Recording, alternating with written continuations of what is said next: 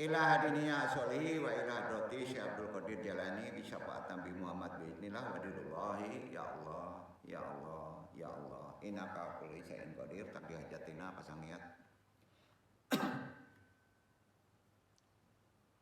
wa khususan abawiyah Nur Muhammadin khususan ila ruhi Muhammad Nabi Yunaka muslimin mu'minin wa musinin wabil khusus hodiri al-madi khalifatul radin wabil khusus arwahi juriyatihi wa khususan arwahi muslimin mu'minin wa mu'minin al-fatihah.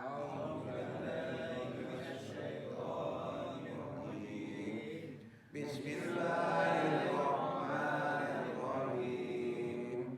Alhamdulillahi rabbil alamin ar-rahmanir rahim maliki yaumiddin iyyaka na'budu wa iyyaka nasta'in ihdinas siratal mustaqim siratal ladzina an'amta 'alaihim ghairil maghdubi 'alaihim waladdallin.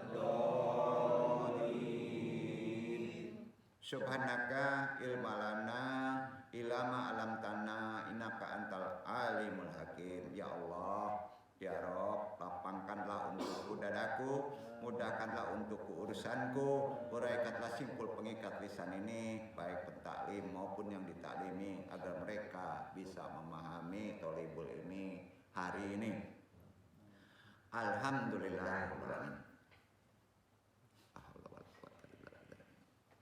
Puji syukur kehadirat Allah Subhanahu wa taala dengan kodrat iradahnya juga rahmatnya kita masih bisa diberi waktu untuk berthalibul ilmi di tempat ini. Hadirin jemaah ikhwan akhwat ya ma'ang rahimakumullah, baik yang mengaji secara talaqi secara langsung juga ikhwan akhwat yang mengaji mungkin tidak langsung melalui dunia medsos, semua rahimakumullah.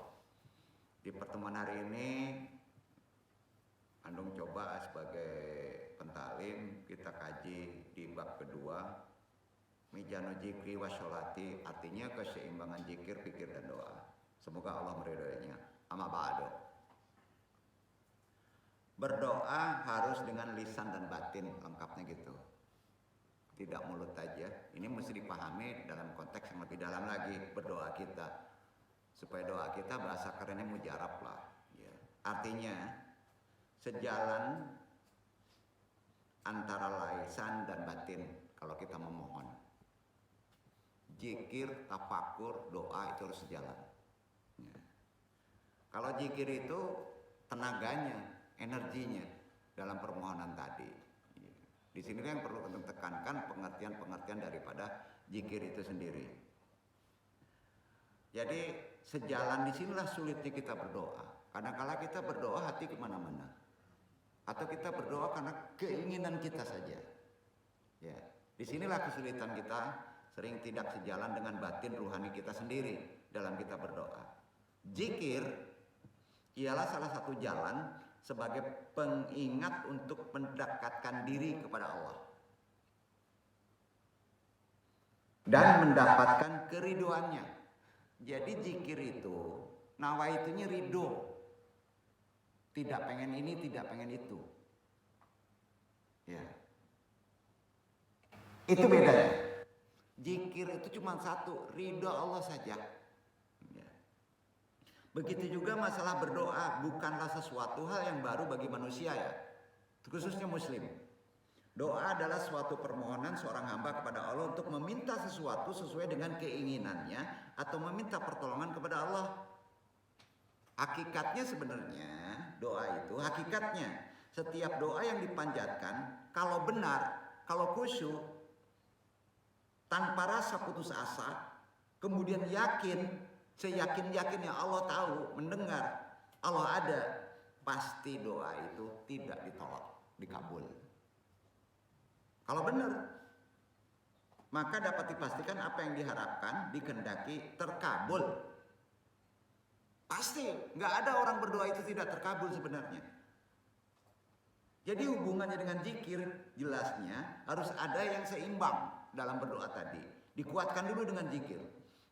Karena yang namanya zikir itu bermanfaat untuk memberikan pengaruh yang terus-menerus terhadap doa kita. Tiap hari kan kita berdoa sebetulnya tanpa kita sadari. Ya Allah pengen itu, ya Allah pengen itu, ya Allah pengen itu.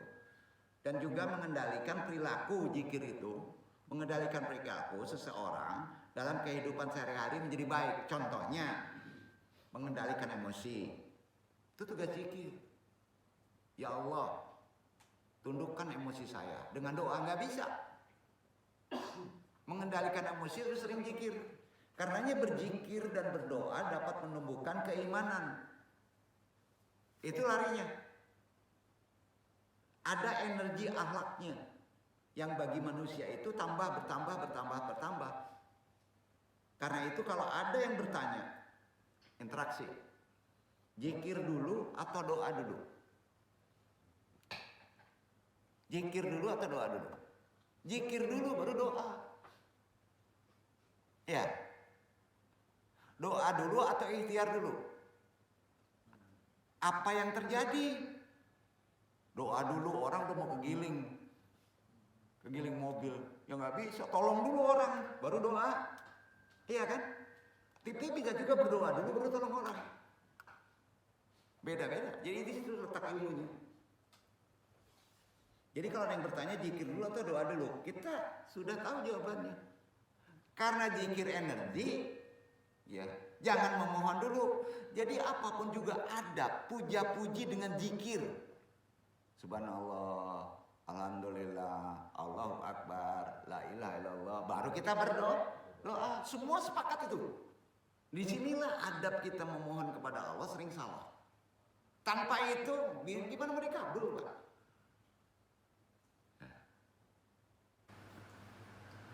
Kita curai lebih dalam, kenapa kita mesti mengaji ini lagi? Kondisi kekinian ya. Banyak terjadi keperosotan moral. Akibat berbagai pengaruh lingkungan yang siap, yang bebas, khususnya pada generasi kehidupan sekarang. Setuju? Itu sebabnya Allah berfirman. Quran surat Ar-Ra'd surat 13, surat 13 loh, akhirul zaman. Ayat 28 dibaca Iwan.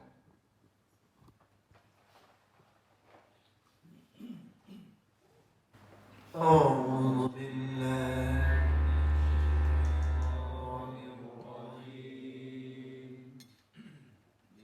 بسم الله الرحمن الرحيم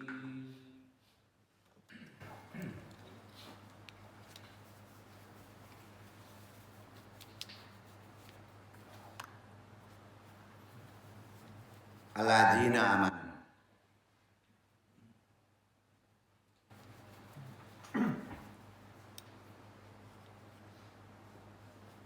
الذين آمنوا وتطمئن قلوبهم بذكر الله ألا بذكر الله تطمئن القلوب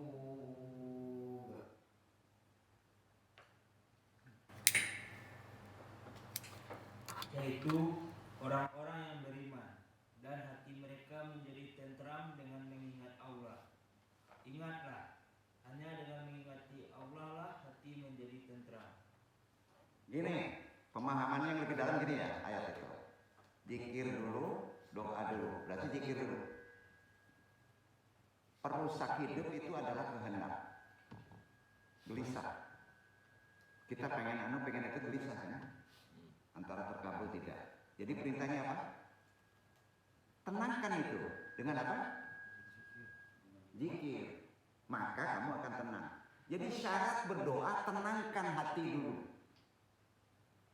Makanya doa nggak boleh tergesa-gesa. Tenangkan dulu hati.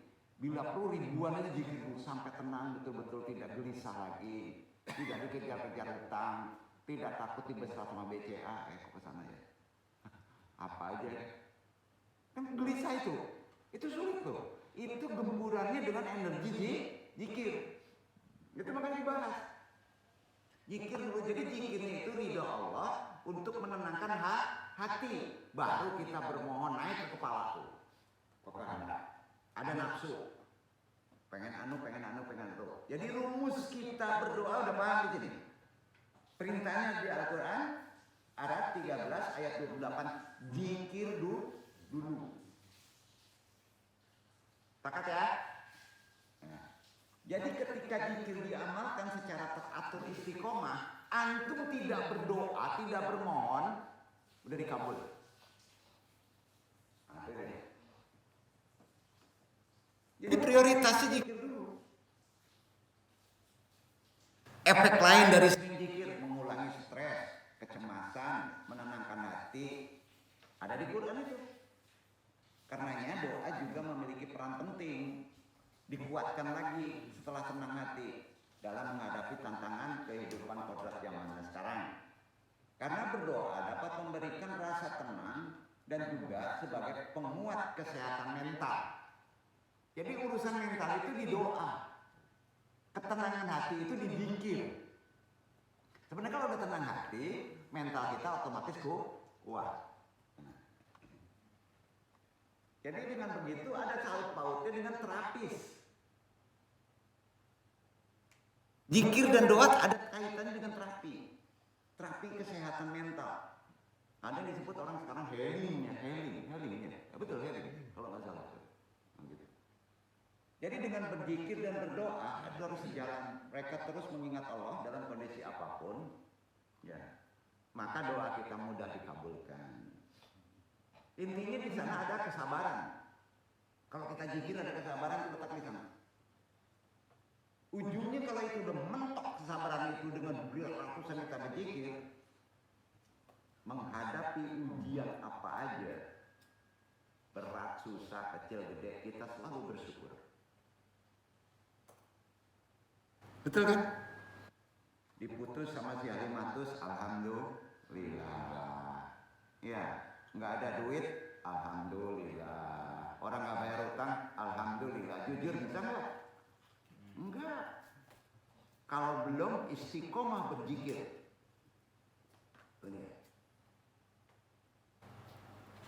Ada dong banyak zikir, tapi dia butuh aja.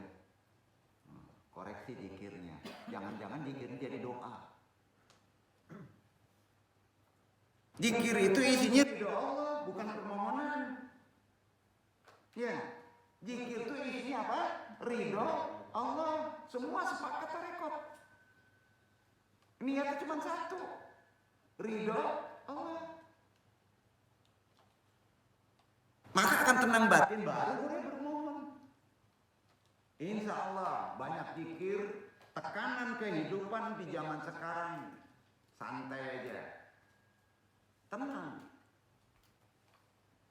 Berikut andong curai lebih dalam lagi beberapa peran zikir dan doa bagi generasi zaman sekarang supaya lebih mantap.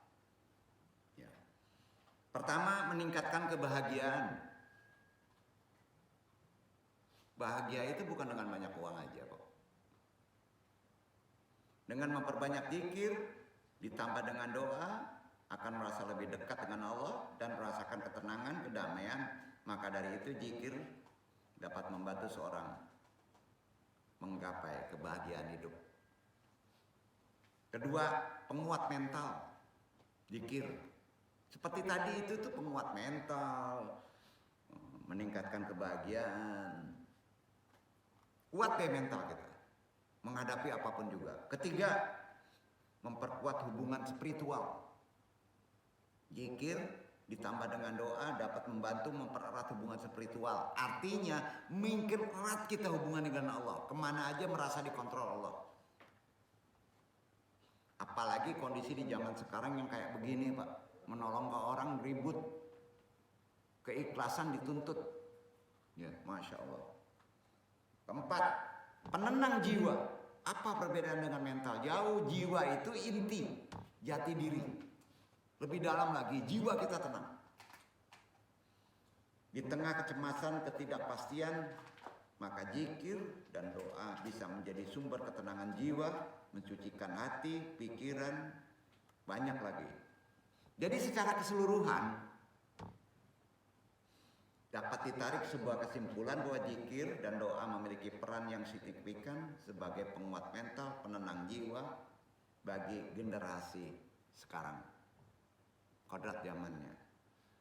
Dengan melafalkan zikir dan doa secara rutin itu dapat menenangkan jiwa seseorang, apalagi generasi yang masih labil dan mempunyai banyak tuntutan di kehidupannya. Jadi zikir diambil dengan doa tidak hanya memberikan dampak positif bagi kesehatan mental, namun juga memberikan pelajaran untuk generasi kita yang sekarang ini di akhir zaman menjadi lebih stabil, optimis dalam menghadapi berbagai tantangan hidup yang disebut katanya modern. Nah, dengan judul kaji, mizan keseimbangan zikir dan fikir. Dong curai dulu ya, keseimbangannya. Dalam kita berdoa itu harus seimbang. Zikir dan doanya. Dalam kita berdoa dipesankan sangat penting ketenangan jiwa dulu. Itu ada di arat tadi yang dibaca 28. Ya. Berikut beberapa hal yang perlu diketahui tentang zikir dan pikiran. Doa itu pakai pikiran. Zikir dan pikiran. Zikir adalah ibadah yang dianjurkan dalam Islam untuk bisa mendekatkan diri kepada Allah. Jadi zikir itu supaya dekat ke Allah. Kalau Allah sudah dekat, jantung kita nggak deg-degan. Ya. Kelebihan lain bahasa manusianya, zikir itu bisa meningkatkan kesadaran. Juga menaikkan keimanan. Zikir dilakukan dengan cara terus-menerus mengingat Allah, istiqomah, berutin menyebut nama Allah, menghayatinya di pikiran kita, penghayatannya ada di pikiran. Sedangkan yang namanya pikir kita curai. Pikiran naik ke atas tuh. Dilakukan dengan menggunakan akal budi untuk mempertimbangkan, memutuskan sesuatu, timbang-timbang dulu, jangan dikte Allah. Ingat-ingat dulu. Karenanya objek zikir dan pikir kita pahami. Objek zikir apa? Allah. Objek zikir itu Allah, ridha Allah. Sedangkan objek pikir itu apa? Makhluk Allah berupa fenomena alam. Memikirkan, timbang dulu. Jadi objek pikir itu makhluk Allah, objek zikir adalah Allah. Sepakat ya? Jadi pas kita zikir objeknya jangan kehendak. Duduk. Jangan kehendak, itu cepat aja. Pas kita zikir memuji, itu objeknya ridho Allah aja. Ya. Sekarang manfaat zikir dapat membantu menghilangkan kecemasan dan stres, tadi sudah dibahas, sehingga seseorang akan merasa lebih tenang dan damai. Sedangkan manfaat pikir, berpikir, manfaatnya apa? Kalau orang tasawuf karena udah kuat pikirnya, barantilah berpikir kecek ada bonar, nanti juga gak bagus, karena nggak mungkin, kita pasti berpikir. Manfaatnya apa berpikir? Secara tuntunan Islam, berpikir tentang ciptaan Allah, ya. Dengan berpikir dengan kelakuan orang akan menjadikan pengetahuan makin bertambah dan akan menjadikan semakin menguatkan keyakinan, keimanan kepada Yang Maha Mencipta. Begitu juga iman dan mental sama. Ada perbedaan. Pada diri manusia saling melekat akhirnya. Ketika memiliki kualitas iman yang menurun akan berpengaruh kualitas kesehatan mental manusia juga fisik. Karena kita manusia rohani. Kondisi kejiwaan individu dapat ditingkatkan dengan memiliki keimanan yang sungguh-sungguh mumpuni, sempurna. Lebih memahami bahwa masalah mental tidak semata-mata karena tingkat keimanan seorang yang rendah. Namun ada beberapa faktor eksternal, internal yang mempengaruhi mental seorang itu bermasalah. Karenanya yang namanya iman dan mental di dalam diri perlu berjalan bersamaan seperti zikir dan pikir tadi supaya kita damai, tentram. Karena itu kesehatan mental ketenangan hati memerlukan hubungan yang konstan antara manusia dengan Tuhannya dengan zikir. Iya kan? Kalau ingin sehat, dengan melalui doa, keseimbangan antara dunia dan akhirat tetap akan menjadi terjaga. Itulah judul kaji kita. Jadi dipandang dari sudut kesehatan jiwa, doa mengandung unsur psikoterapi yang sangat dalam. Ini tertera di Al-Quran. Udah ditunjukin sama Allah. Al-Baqarah ayat 186, dibaca ya. Jadi zikir dan doa itu terapi hidup. Zikir dan doa itu untuk kita.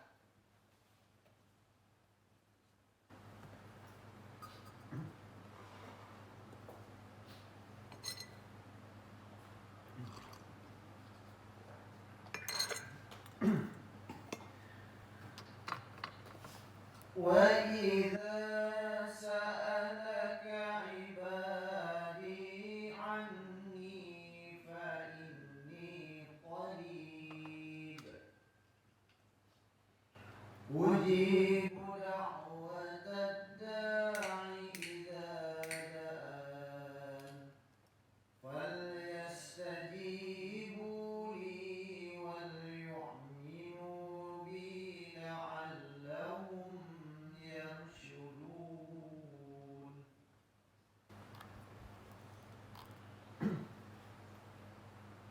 Dan apabila hamba-hambaku bertanya kepadamu tentang aku, maka jawablah bahwasanya aku adalah dekat. Aku mengabulkan permohonan orang yang berdoa apabila ia memohon kepadaku. Maka hendaklah mereka itu memenuhi segala perintahku, dan hendaklah mereka beriman kepadaku, agar mereka selalu berada dalam kebenaran. Pertanyaannya, ada enggak doa itu yang tidak dikabul? Enggak, tapi syaratnya kalau nggak dikabul kurang. Ya, ada permohonan kita maksiat juga, nggak mengikuti aturan Allah. Allah ketawain itu permohonan kita. Itu syaratnya juga harus dengan zikir dulu. Itu tertera semua di Quran. Ya. Kan dalam ayat tadi disebutkan bukti bahwa Allah selalu mengabulkan setiap doa, ya, orang yang berdoa. Karenanya dalam doa terkandung juga unsur zikir, dan zikir ini memiliki pengaruh yang sifatnya terapi terhadap jiwa. Secara umum disebut zikrullah adalah perbuatan mengingat Allah, terapinya dan keagungannya dalam bentuk yang meliputi hampir semua bentuk ibadah. Maka sholat disebut zikir juga, doa disebut zikir juga. Sehingga dengan doa dapat memberikan ketenangan di dalam diri manusia saja, bukan dengan zikir saja. Kalau doanya sudah ada zikir, maka juga menjadi tenang. Nah, contoh gini, langsung kita praktekin ya. Antum jangan minta orang berutang dibayar utang, takut misalnya nggak punya anak, jangan. La ilaha illallah banyakin, berwudu, sudah aja doa, satu aja doanya ini. Allah Maha Tahu. Itu tuntunannya. Jadi kalau kita ngapalin doa itu, doa 1000 dinar, doa ini, doa itu, konteks syariat. Kemarin maka dikaji. Ya. Memang Allah mesti dijelasin secara detail. Allah udah tahu, tapi dengan syarat tertentu. Jadi bisa pendek. Saat menempuh perjalanan, kita kan ini berjalan kita menuju mana? Menuju Tunggul Hitam. Betul. Nunggu bagiannya aja, dan itu pasti berjalan terus. Jadi bukan panjang umur, pendek umur, ganti. Kalau kita ngelaku selamat pendek umur, jadi bingung digapokin orang nanti kan? Iya, kenyataannya begitu. Saat menempuh perjalanan dalam hidup umat Islam dianjurkan untuk memohon kemudahan kepada Allah. Bahkan diwajibkan. Itu ilmunya. Karena apa? Dalam perjalanan hidup, dalam konteks rohani maupun dalam konteks fisik, misalnya pergi ke Jakarta, tetap ada potensi bahaya dalam perjalanan. Setuju kan? Pasti. Walaupun itu perjalanan rohani, perjalanan hidup, ada konteks berbahaya. Sampai-sampai ada yang meriwayatkan bahwa perjalanan merupakan setengah dari siksa. Jadi kita ini nih, hidup ini kan berjalan nih, setengah daripada siksa. Asumsinya gini, perjalanan secara fisik. Ya, misalnya pergi ke Jakarta pakai motor lah, pakai bus lah. Ada potensi kecelakaan, cuaca ekstrim, ancaman binatang buas, begal, ada nggak? Nggak fisik aja, rohani juga begitu. Ya, dan sebagainya. Makanya harus ada doa. Setelah zikir ada doa, energi masuk doa. Doanya nih, nanti antum share. Apa aja pakai doa ini. Jadi tolong kurangin, orang torekot kurangin. Ya Allah, beri saya rumah. Dikte Allah enggak? Ya Allah, sehatkan saya. Dikte Allah enggak? Ayo. Dikte Allah tuh. Bukan enggak boleh. Masa ngajarin Allah kita? Tauhid kita kuatin. Pakai aja doa Rasulullah nih. Rasulullah bersabda, doanya sifatnya mustajab dalam kaitan dunia torekot hakikat. Kemarin kejadian. Ini udah masuk hakikat tarekot. Ini dia doanya. Rasulullah bersabda, Ru'aina fi kutubi Abu Dawud wal Tirmizi wa Ibnu Majah an Abu Hurairah dari anhu syahid. Qala Rasulullah sallallahu alaihi wasallam, talatu da'awatun mustajabatin mustajab la syaka fihina do'awatun majlumi wa do'awatun musyafiri wa dawatul walidi ala walidi. Artinya dari Abu Hurairah Rasulullah bersabda, ada 3 doa mustajab. Ada berapa? 3. Itu pasti mustajab.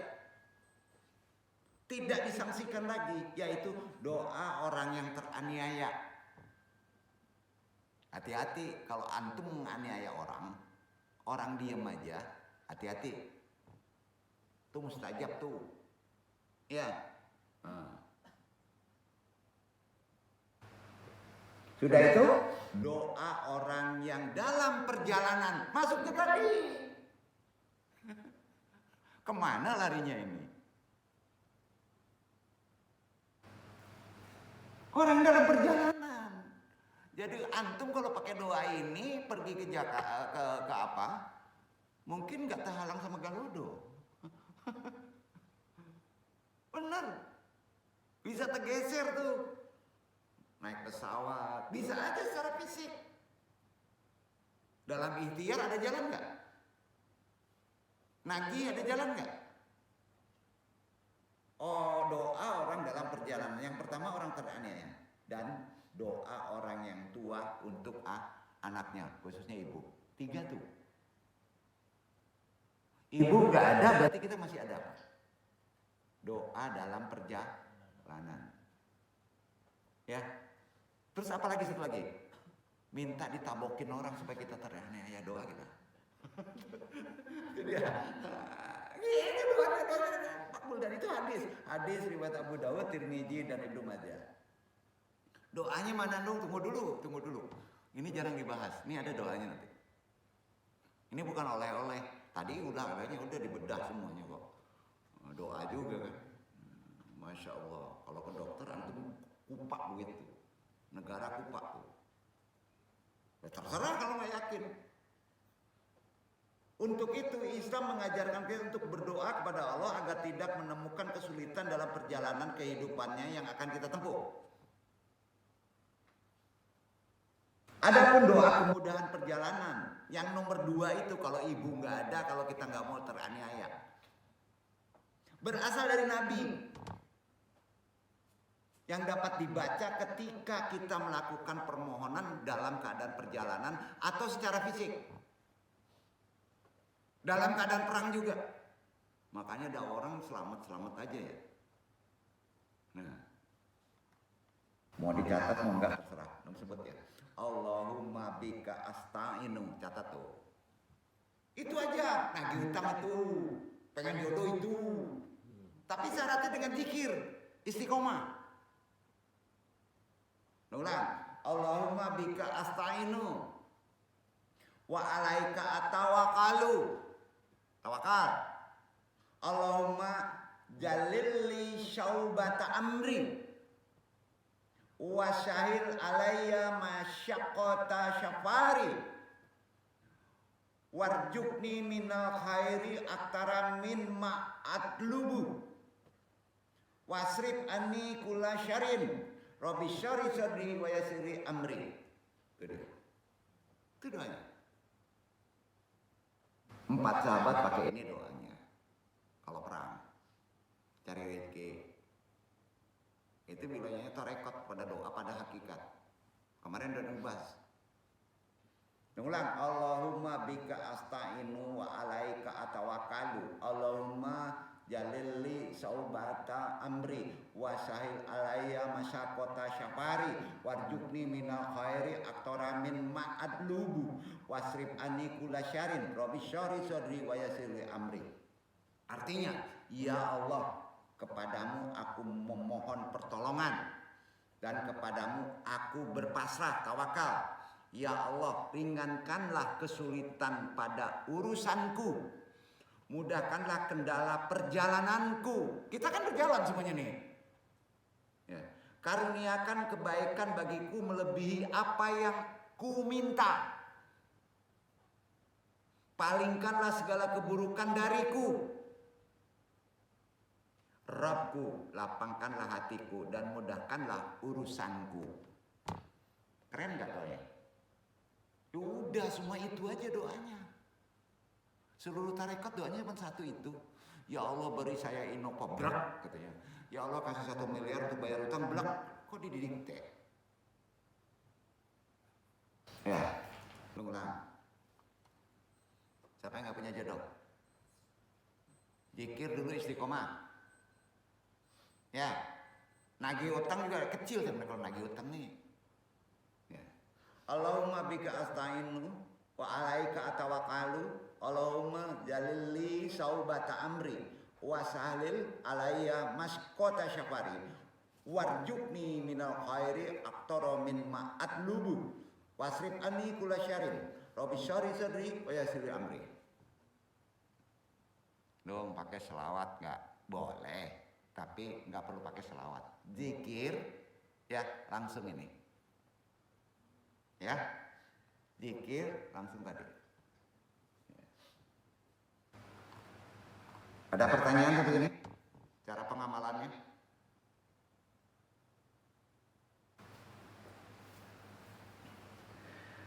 Itulah doa memudahkan kita waktu kita sedang ikhtiari perjalanan.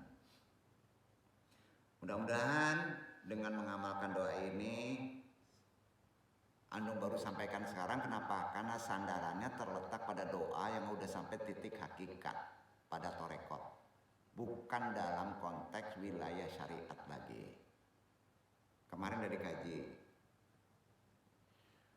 Jadi harus dikuatkan dengan zikir. Allah akan memberikan kemudahan, keselamatan hingga sampai permohonan dan tujuan kita, insya Allah. Ya. Kita bahas sedikit lagi. Fenomena kehidupan manusia dewasa ini mengalami kegersangan, terutama di hati dan jiwa, karena kelalaian dan ulah manusia sehingga ia kehilangan esensi hidupnya, yaitu beribadah. Esensi ibadah mulai hilang. Ya. Maka dengan sebab itu manusia kehilangan arah dan terjadilah bencana jiwa. Bencana jiwa dulu.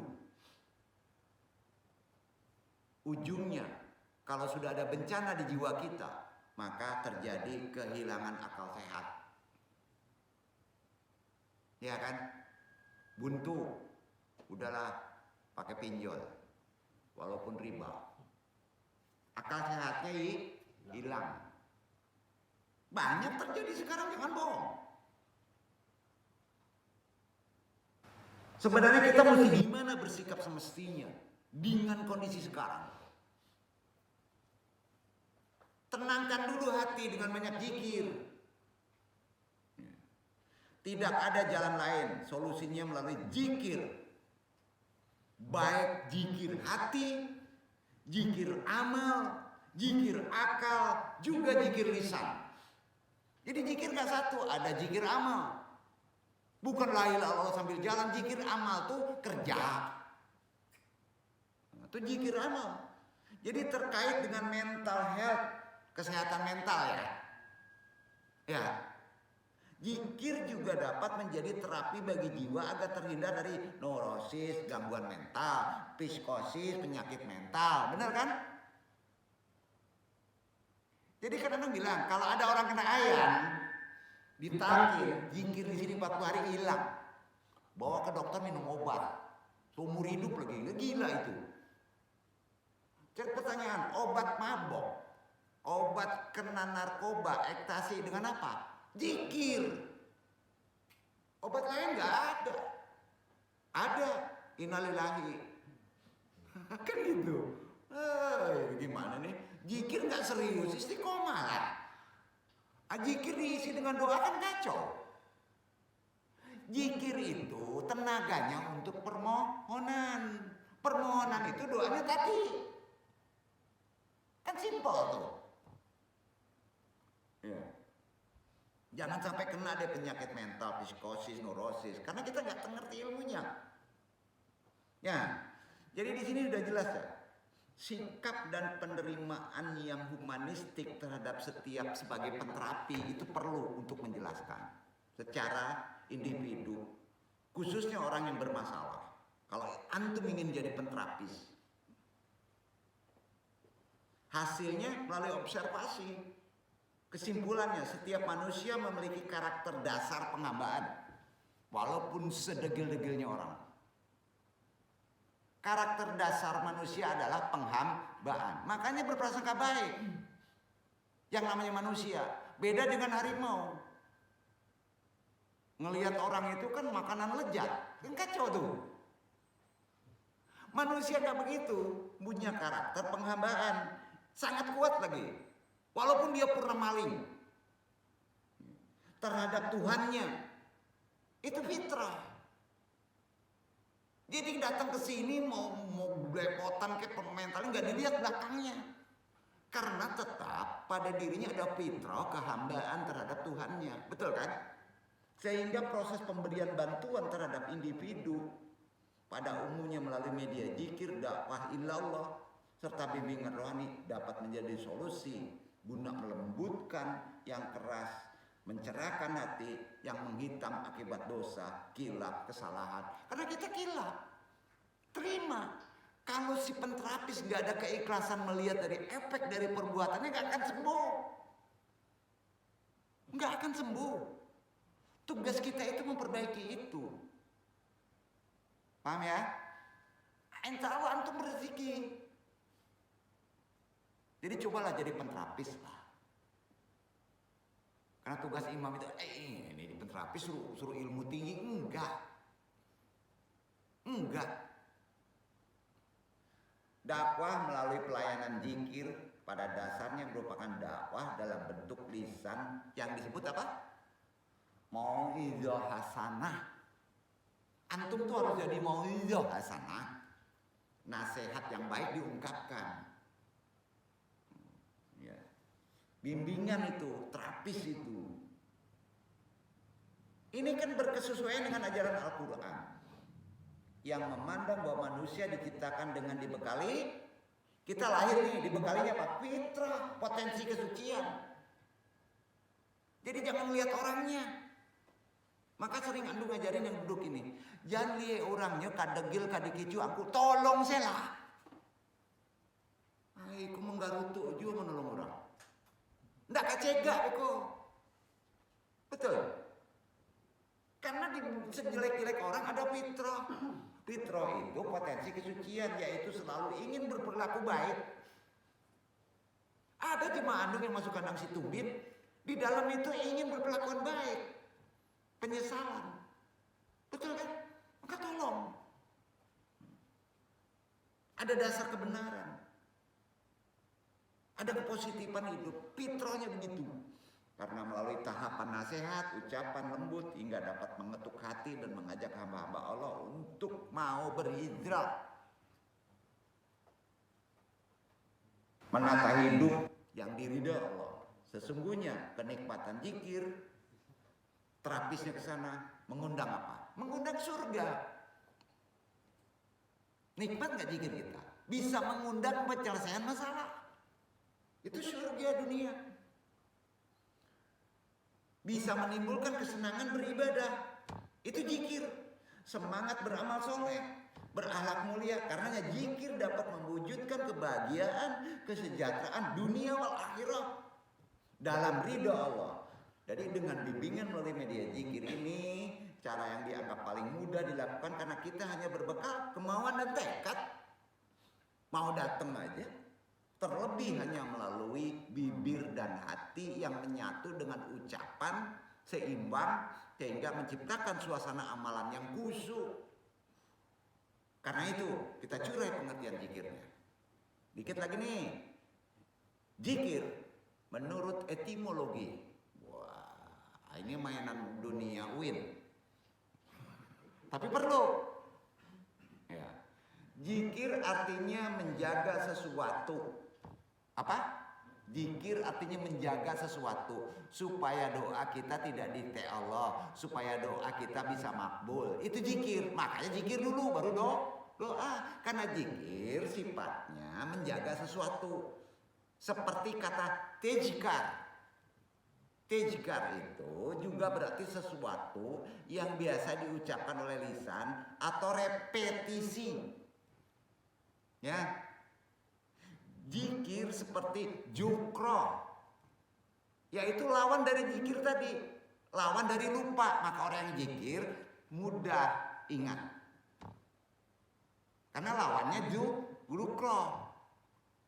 Antum tahu nggak kalau antum sudah ada jodoh, kenapa nggak tahu jodohnya? Karena nggak zikir, jukro namanya. Jadi lupa siapa istri gua ya? Kemana kaji itu? Maksudnya tahu lah. Banyak zikir, kamu tahu itu istri kamu. Tapi tidak tahu identitasnya. Tapi itu tahu istri kamu. Gitu. Kamu tahu dia butuh uang. Kamu tagih uangnya. Karena kamu zikirnya jukro, maka kamu lupa. Zikir itu ingat. Ingat bahwa Tuhan kita satu. Zaman baheula udah ada. Nggak nyampe nih kayaknya ngaji ini. Jadi zikir jangan diisi dengan ketidaktahuan, kekurangan uang, gelisah. Maka zikirnya jadi jukro, lupa. Udah zikir itu ridha Allah aja. Zikir saya ingat nih. Saya ingat utang nih. Saya ingat utang bayar. Gitu. Apa? Janganlah jadi jukro. Karena itu lawan kata dari zikir ada jukro. Zikir juga berarti pujian, kemuliaan. Karena itu nanti ujungnya zikrul haq. Apa itu? Mengingat yang maha paling berhak diingat. Bukan uangnya. Hanya Allah. Itu zikrul haq. Sifatnya kofi. Naik lagi. Setelah zikrul haq, zakarallaha zikron wa tezkaron. Artinya maha suci mengagungkan menyebut nama Allah. Kemudian naik lagi zakara asyai'a. Artinya menjaganya di dalam pikiran, tidak melenceng. Naik lagi zikirnya zakara haditsan sipulan. Artinya mengingatakan sesuatu kepada fulan. Ucapanmu adalah zikir. Apa aja tetap zikir. Karena apa? Karena sudah naik zakara haditsan li fulan. Kemudian naik lagi zakara al-amir. Artinya menyampaikan sesuatu kepada orang lain langsung bisa paham. Walaupun hanya 2 kata. Enggak berbusa-busa menjelaskan. No, itu hebatnya zikir. Keajaiban zikir. Ngerti aja dia. Naik lagi. Rajulun jakar. Apa itu? Orang yang banyak menyebut nama Allah walaupun antum berkegiatan penuh. Naik mobil, ingat aja Allah di jantung. Tak, tak, tak, tak, tak. Coba antum bawa mobil ingat Allah sambil zikir, nabrak antum. Karena bukan zikir. Diminta lupa jukroh. Ya. Maka zikir itu supaya jangan lupa. Harus ada penuntun yang ingetin. Bener gak? Jadi yang awal-awal orang zikir sampai kelojotan, bakbuk-bakbuk itu jukroh masih jukroh itu. Makanya kalau ngelihat orang zikir, ya di Suralaya atau yang lain, orang yang sudah bau tanah itu tenang. Bener gak? Tenang. Tapi yang muda-muda sering jukroh. Oh, kalau jukroh tuh kayak angin badai itu. Jadi itu natural. Jangan dihina itu. Nggak apa-apa. Dibiarkan dulu, kemudian dituntun pelan-pelan. Maka zikir itu tidak mudah. Nah gitu. Insya Allah sampai rajulun jakar. Artinya banyak menyebut nama Allah walaupun antum dalam keadaan kesibuk. Itu udah tinggi itu. Karena itu kalau zikir menurut terminologi syariat, zikir adalah ingat kepada Allah, kan itu. Iya kan? Dengan menyebut kabar-kabar tentang zatnya, sifatnya, perbuatannya, hukum-hukumnya, ke-20 itu juga zikir, terus syariat lainnya. Dengan membaca kitabnya zikir juga, memohon berdoa zikir juga, sholat zikir juga, itu syariat. Jadi zikir pada dasarnya adalah mengingat dengan hati, menyadari sesuatu yang disebut-sebut. Jadi zikir adalah merasakan keagungan Allah di hati, melafalkan bacaan-bacaan yang diriwayatkan dari Nabi, dianjurkan untuk sering-sering dibaca karena zikir dapat dilakukan melalui lisan, mulut, lidah, hati. Di mana ada tempat-tempat yang harus dianjurkan berzikir dalam hati atau lisan saja atau kedua-duanya, ini perlu petunjuk penuntun. Itu sebabnya zikir bisa menghidupkan hati dan pikiran. Hidup. Mendorong untuk kita bisa berperilaku, berpikir positif dalam menjalani kehidupan. Sampai-sampai Ar-Razi menuturkan, bukan Ar-Razi PYK ya, Payakumbuh bukan. Ar-Razi ini sufi nih. Menuturkan, yang dimaksud zikir lisan adalah lafaz yang menunjukkan tasbih. Arti tasbih penyucian. Tahmid, arti tahmid pujian. Tamjid, pengagungan. Itu dia. Zikir dan doa kalau digabung mendatangkan ketenangan jiwa, meninggikan derajat, mengabulkan permohonan yang sesuai dengan kehendak Allah dan menggugurkan dosa. Jadi jangan zikir saja. Kalau kita banyak dosa harus dibantu dengan doa. Dan sejumlah hal yang luar biasa itu. Tasbih, tahlil, tahmid, takbir. Itu sebenarnya kamu tahu. Dulu, bukan dulu, sekarang seharusnya. Makanan dan minuman saat kaum muslimin mengalami bencana kekeringan, kelaparan ekstrim selama 3 tahun sebelum kemunculan Dajjal. Itu zikir. Kedua, tahlil dan takbir. Dikumandangkan 70.000 Bani Ishaq, pasukan Al-Mahdi, guna meruntuhkan benteng Konstantinopel di daratan, lautan, dan gerbang kota.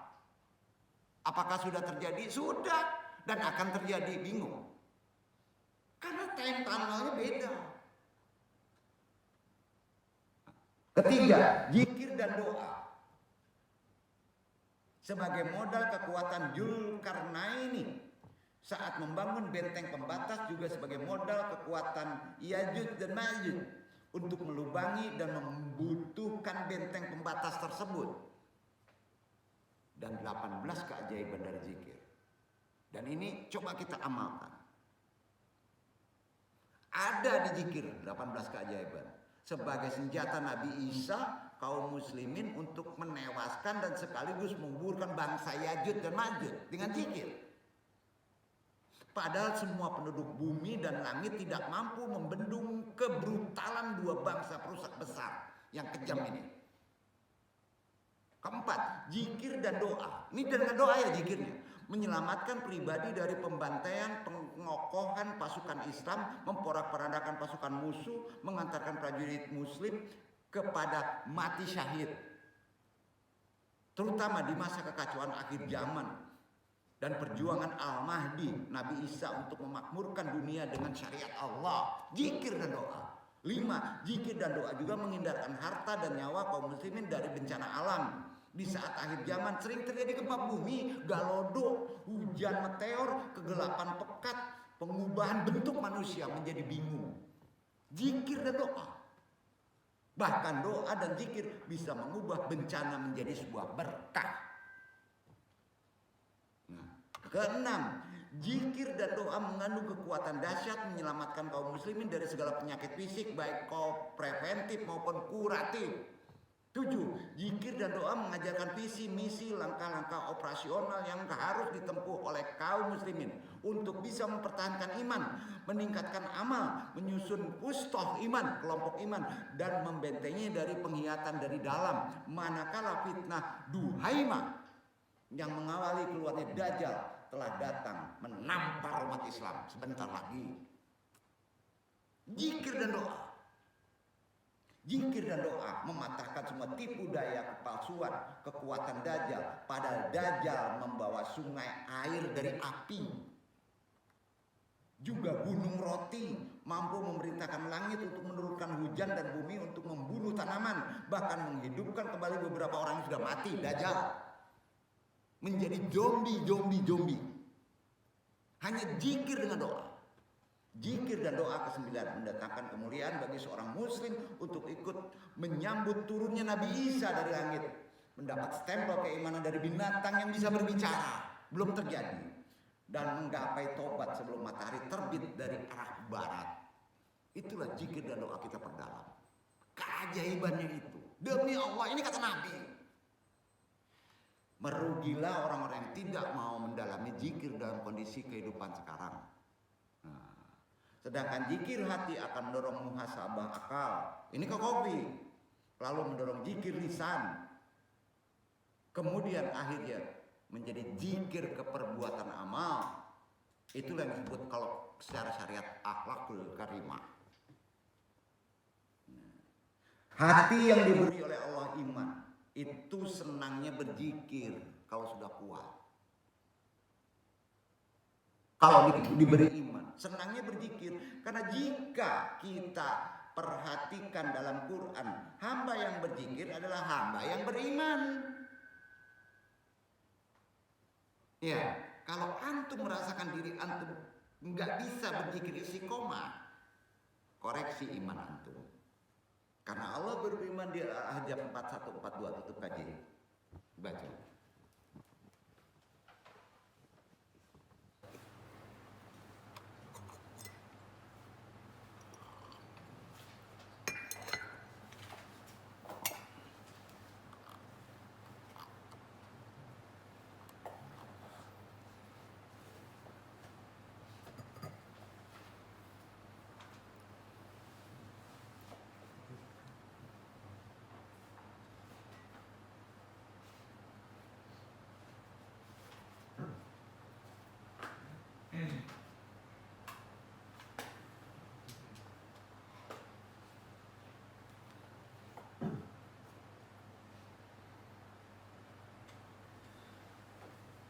يا أيها الذين آمنوا اذكروا الله ذكرا كثيرا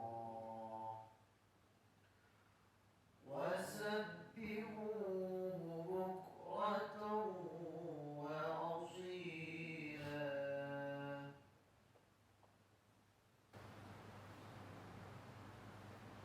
Hai orang-orang yang beriman, berzikirlah dengan menyebut nama Allah, zikir yang sebanyak-banyaknya, dan bertasbihlah kepadanya di waktu pagi dan petang.